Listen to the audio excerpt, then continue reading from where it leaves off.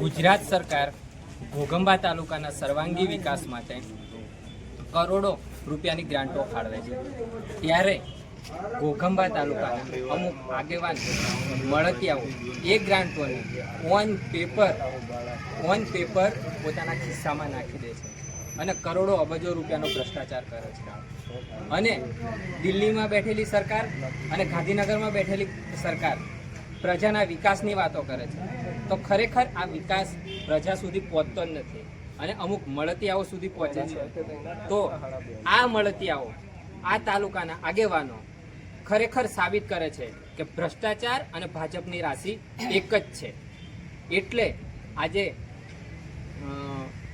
તાલુકા વિકાસ અધિકારી સાહેબને અમે રજૂઆત કરી છે.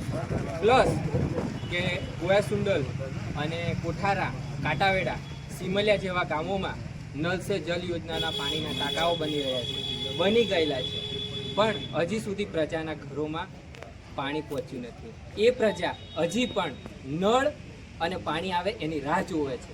તો આ નળ અને પાણી ક્યાર સુધી પ્રજા સુધી પહોંચે એની પણ તપાસ થવી જોઈએ. પ્લસ ઘોઘંબા તાલુકામાં થયેલા કરોડો અબજો રૂપિયાના ભ્રષ્ટાચાર, એ નરેગાનો હોય, નલ સે જલ યોજનાનો હોય, ગમે તે હોય, એ બધાની તપાસ થવી જોઈએ એવી માંગણી સાથે આજે અમે આમ આદમી પાર્ટી ઘોઘંબા દ્વારા ટીડીઓ સાહેબને આવેદનપત્ર આપી રજૂઆત કરેલ છે.